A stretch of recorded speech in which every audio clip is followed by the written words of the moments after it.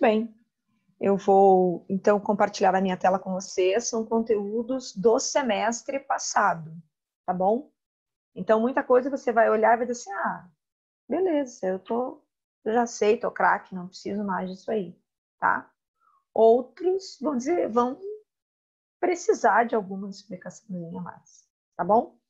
Então, a apostila 2 ainda. A apostila 3 a gente entra na semana que vem, tá? Deixa eu só compartilhar minha tela com vocês. E aí a gente retoma rapidamente esses conteúdos.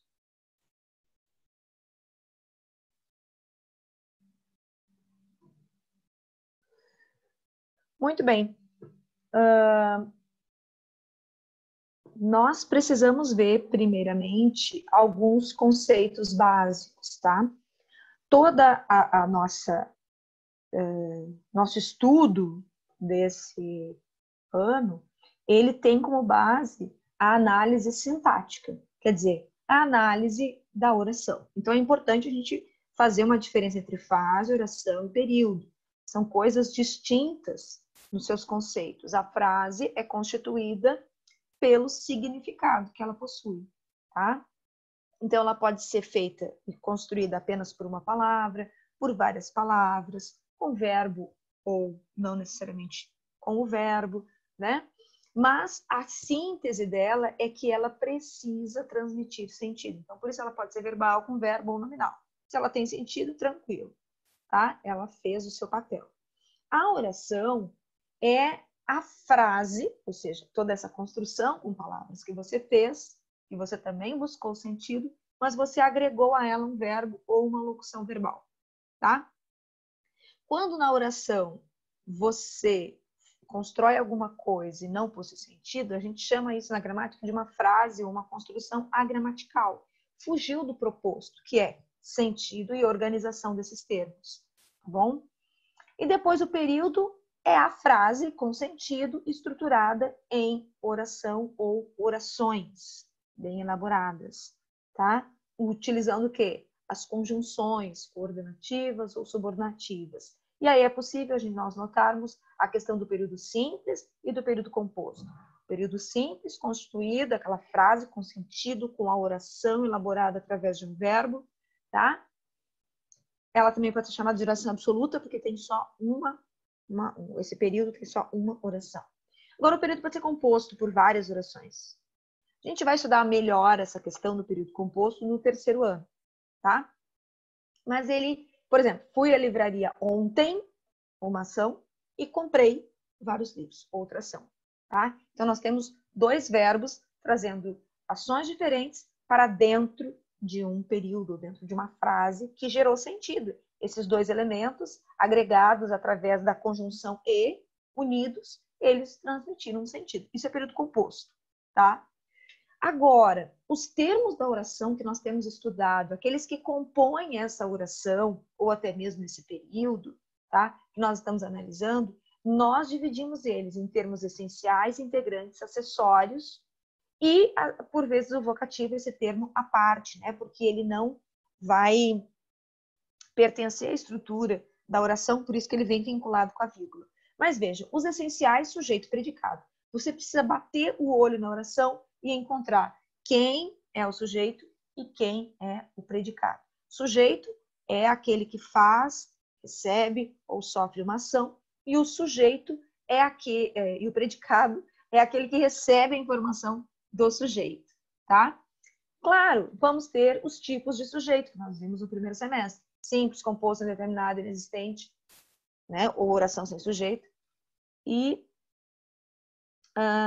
esse simples, composto, eles são colocados na gramática como sujeitos determinados, porque em seguida eu tenho o indeterminado, tá?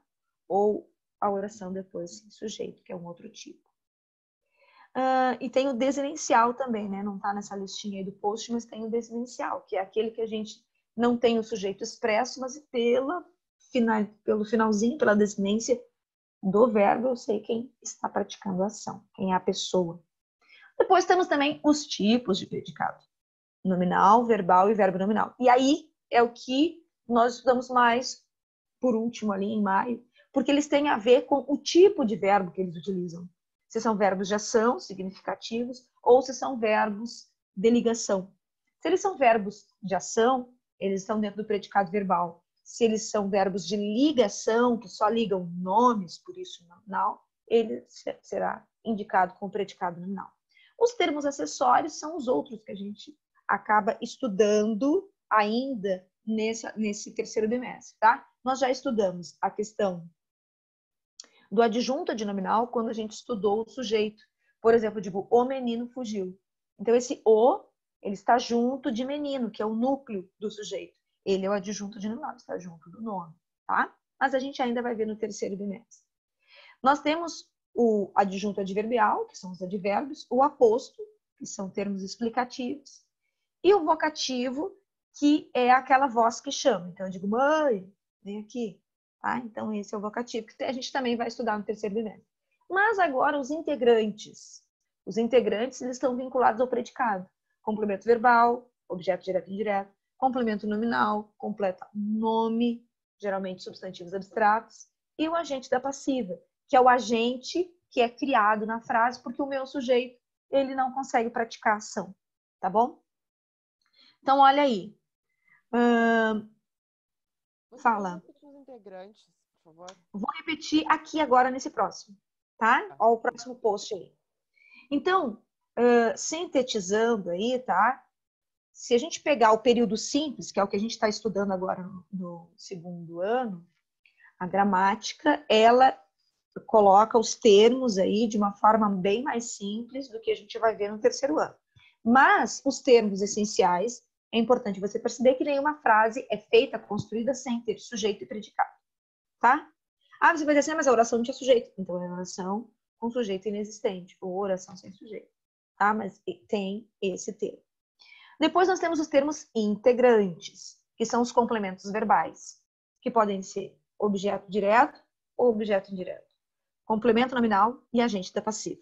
São esses os complementos integrantes. Eles integram a oração. Por que integram a oração? Porque é possível que eu tenha dentro do meu predicado um verbo que precise de complemento. Isso é uma outra coisa que nós vamos estudar no terceiro bimestre, que é a regência de alguns verbos. Alguns verbos, eles precisam de complemento. Eu digo assim, ó, eu gosto. Eu gosto de quê? Que eu gosto de sorvete. Ah, achei que você gostasse de estudar. Então, o verbo gostar, ele pede um complemento. Você fala assim, nessas férias eu viajei. Aí alguém diz, que bom. Aproveitou? Aproveitei. Então, veja, eu viajei. Esse é um verbo que não precisa de complemento. Então, ao mesmo tempo que eu tenho verbos que precisam de complementos, eu tenho verbos que não precisam. Eles são chamados de intransitivos. Eles transitam na frase sem a necessidade de um complemento. Mas você pode recheá-lo com advérbios. Viajei para Londres, viajei com a minha mãe, companhia, né? Então, esses são os intransitivos. Também temos os verbos que são os transitivos diretos, né? Que nós temos, por exemplo, comprei o quê? Eu comprei o meu apartamento. Eu comprei uma viagem para a Disney. Então, eu tenho sempre um complemento para esses verbos que são diretos. Por que diretos? A gente vai ver a diferença, né? Alguns verbos necessitam da preposição para iniciar seu complemento, outros não. Os termos acessórios, adjunto adnominal, que podem ser numerais, adjetivos, artigos, pronomes, tá? Podem estar junto de um nome. Adjuntos adverbiais, tempo, modo, lugar, todas essas palavras que dão essa ideia. Podem ter também locuções adverbiais, né? E o aposto, que é um termo que explica. Denise, vírgula, professora de português, vírgula, viajou. Tá? Porque eu poderia dizer Denise, vírgula, a aluna do sexto ano, não a professora, viajou. Tá? Então, ele vem explicar um termo, uma palavra da frase. E o vocativo, ele é considerado um termo isolado. Algumas pessoas confundem ele com o sujeito da frase, mas ele não é sujeito. Eu digo assim, mãe, quero um chocolate. Esse mãe não é o sujeito. O sujeito está dentro de quem quer o chocolate? Eu. Então, o sujeito é eu. Então, por isso que a gente diz que ele é um termo isolado e ele é isolado pela vírgula. Tá bom? Então, termos essenciais, indispensáveis, não podem faltar, sujeito e predicado. Termos integrantes completam o sentido de outros termos, tá? Ele é chamado de objeto direto, indireto, agente da passiva e complemento nominal. Termos acessórios, que eles acessoram a frase, tá? Eles são dispensáveis. Por vezes não há necessidade de colocá-los, tá? Eles podem ser retirados muitas vezes sem prejuízo do sentido da oração. São eles adjunta nominal, adjunta adverbial e aposto. O termo independente da oração, que não se prende ao sujeito, nem ao predicado, por isso bem isolado pela vírgula, é o vocativo, tá? Então, é importante relembrarmos os tipos de sujeito. Simples, tem um núcleo só. Composto, tem mais de um núcleo. Então, no simples, o menino fez a prova. No composto, os meninos e as meninas fizeram a prova. Oculto, ele está na desinência do verbo, ele também pode ser chamado de desinencial ou elíptico. Tem esses 3 nomes na gramática, tá? Estamos com fome. Quem está com fome? Nós. Indeterminado, não consigo determinar, ou eu não pretendo determinar, pode ser uma estratégia minha, está ali na terceira pessoa do plural. Falaram que hoje teremos uma prova. Quem falou? Não sei, não posso te falar. Então, o indeterminado, eu não quero determinar quem realiza essa ação, mas eu sei que existe alguém que realiza, por isso ele não é inexistente, por isso ele não é uma oração sem sujeito. A oração sem sujeito funciona com aqueles verbos impessoais, tá? Fenômenos naturais. Eu digo, choveu muito hoje. Quem choveu? A chuva? Não tem, né? Não existe isso. A chuva aconteceu, mas ela, nessa construção, choveu muito, esse choveu, ele é um verbo impessoal, ele não faz parte de, por exemplo, uma conjugação, eu chovo, tu choves, ele chove, chovendo. Não é uma ação humana, né? É um fenômeno natural. E os tipos de predicado, né? A gente tem que cuidar bastante, porque você pode se confundir. A aluna apareceu, predicado verbal. Tá? A aluna apareceu cansada, predicado nominal, porque agora eu dei uma característica. A aluna apareceu cansada. E ali eu tenho um verbo nominal, porque além dela ter aparecido para mim, que não estava na aula Zoom na outra passada, ela ainda apareceu cansada. Então eu tenho uma característica dada. Então, o predicado verbal, verbo de ação, ela apareceu, verbo intransitivo. A aluna pareceu cansada, esse pareceu é um verbo de ligação, liga sujeito é uma característica, que é o cansada. E a aluna apareceu, veio para a aula, cansada, é uma ação e ainda característica. Então, tem os dois, por isso, verbo nominal. O objeto direto e o objeto indireto é um outro ponto bastante discutido aí nas nossas apostilas, que vai entrar na recuperação. Então, observe, tem algumas pessoas me perguntando qual é o conteúdo da recuperação. É o conteúdo do primeiro semestre. Mas eu vou colocar, inclusive, no Eclass, tá? Fiquem tranquilos. Eu coloco ainda até amanhã, tá? No Eclass, esses conteúdos. Mas o que nós estamos revisando é o conteúdo do prova de recuperação. Objeto, então, direto e indireto. O verbo que se liga ao seu complemento sem uso de uma preposição é chamado de quê? Verbo transitivo direto. Você precisa saber disso para a prova. Já o verbo que se liga ao seu complemento com uso de preposição, verbo transitivo indireto. O verbo, agora, transitivo direto, ele poderá ter o quê? E deverá ter, né? Porque ele precisa ser completado pelo objeto direto, ou seja, pelo complemento que se liga a ele diretamente sem auxílio de uma preposição. Mas ele pode ter, por exemplo, um artigo indefinido. Comprei um carro. Esse um, ele não é preposição, ele é artigo. Né? Então, entre comprei e um carro, não há preposição ali. Objeto indireto é o termo que completa de um verbo com auxílio de preposição. Preciso do quê? De ajuda. Então, esse de é preposição, veio para completar o verbo preciso.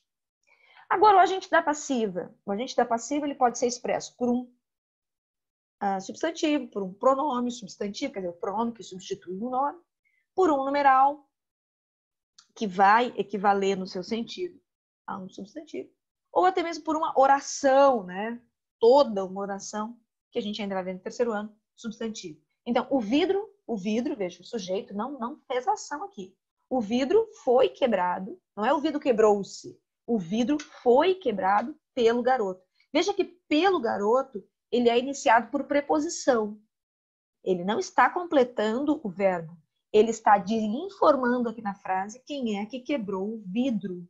Porque o sujeito que eu tenho, ele é paciente. Ele não fez a ação. Ele recebeu essa ação, tá? Então, o vidro foi quebrado pelo garoto. Então, pelo garoto é o meu agente da passiva. Marca do agente da passiva. Qual é a marca dele? Qual é a característica dele? Ser introduzido ou iniciado por uma preposição, tá?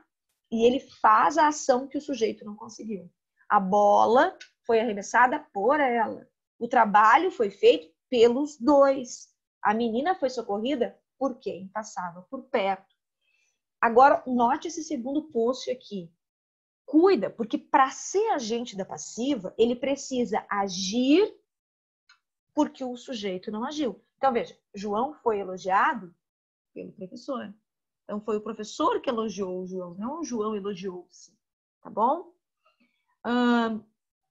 Diferente, por exemplo, João foi elogiado pelas notas, quer dizer, pelas notas que ele recebeu. Isso é somente um adjunto adverbial. As notas não estão elogiando o João. Então, cuida essa pequena e, como é que eu vou dizer assim, ó, frágil escrita, porque você precisa pensar no que o agente da passiva vem fazer na frase. Ele vem agir pelo sujeito que é paciente, tá bom? E notem, quando nós temos locuções adverbiais, ou locuções conjuntivas, locuções prepositivas, ou locuções adjetivas, quase todas, elas iniciam por preposição. Então, nós temos muitos termos da língua portuguesa que iniciam por preposição. Então, você não pode de cara achar que aquilo ali é um objeto direto, indireto, você não pode achar que é um agente da passiva, você não pode achar que direto é uma locução conjuntiva. Por quê? Porque você tem que analisar o sentido dessa oração e ver como esse termo está funcionando. Ah, nessa frase ele está funcionando como agente da passiva. Nessa outra aqui, esse termo já está funcionando como objeto indireto. Nessa outra aqui, mesmo tendo a preposição, agora está sendo um adjunto adverbial. Então, você precisa analisar. Por isso, o nome da matéria, análise sintática. É a análise da sua fala. Complemento nominal. O complemento nominal, ele completa um nome. Então, é um adjetivo simples, né? O composto que se refere a um substantivo, adjetivo, advérbio, que completa. Então, é sempre um elemento, uma frase, tá? Que vai digamos, fazer referência a outra, completando a outra. E aí, claro, o complemento nominal também pode ser iniciado pelo quê? Por uma preposição. Então, veja como o papel da preposição é unir elementos. Então, ele pode aparecer em vários locais da sua frase. Você tem que saber como que ele está se comportando dentro daquele termo. Cecília tem orgulho. Veja, orgulho é um substantivo. Vai ser completado por uma expressão. Tem orgulho da filha. Esse orgulho, ele é um substantivo, mas ele também pode ser classificado aqui como objeto direto. O que Cecília tem? O orgulho. Tá? E aí, da filha é o complemento nominal que completa essa palavra, esse substantivo. Tá? Veja, o complemento nominal também pode ser adjetivo, também pode ser advérbio. Tá? Eu digo, Ricardo estava consciente. Então, o estava, ele liga o meu sujeito a uma característica, um predicado nominal. Mas veja que consciente, eu ainda dou a palavra consciente um outro complemento. E todos esses elementos que estão em negrito, nenhum deles está completando o verbo, mas está completando a palavra a que ele está se referindo. E todas elas de uma forma de um substantivo abstrato, tá? Outro elemento falado na sua apostila é o objeto direto preposicionado. O que é o objeto direto preposicionado? É aquele objeto direto que completa um verbo transitivo direto, que precisa de um complemento, só que ele vem com uma preposição que pode ser retirada da frase sem prejuízo de sentido. Tá? Ela não é obrigatória, mas ela pode vir junto, principalmente de nomes próprios, a gente coloca. Tá? Então, aí o que a gente tem que observar? Qual é a regência do verbo? Ou seja, o que o verbo está pedindo? Se o verbo ele pede complemento com preposição ou sem preposição, tá? Então, ele comeu o quê? o quê? Pão. Mas eu posso dizer, ele comeu do pão da vida, tá? É como você querer colocar algo, estilizar um pouco mais esse objeto direto. Mas o verbo mesmo, ele é transitivo direto, sem precisar de preposição, tá? Ele é só dar um estilo, não é obrigatório, não tem perda de sentido. Amar quem? O próximo. Mas eu posso estilizar e dizer amar ao próximo. Judas traiu quem? Cristo. Mas eu posso dizer Judas traiu a Cristo. Então, diante desses nomes, isso também acontece no espanhol, eu posso colocar a preposição com verbos, tá? Quando não há prejuízo de sentido na retirada disso. E o verbo e o objeto indireto, a preposição é obrigatória. Se você tira, fica sem sentido. Preciso você? Não tá. Eu preciso de quê? De você. Então, você tem que observar na regência do verbo a pergunta que esse verbo faz para o complemento que pretende ser inserido. Confio em quem? Em Deus. Acredito em quê? Em milagres. Lutam contra o quê? Ou contra quem, né? Então, veja, esse contra é uma preposição. Então, contra os monstros. Então, é isso que a gente precisa analisar. Tá bom?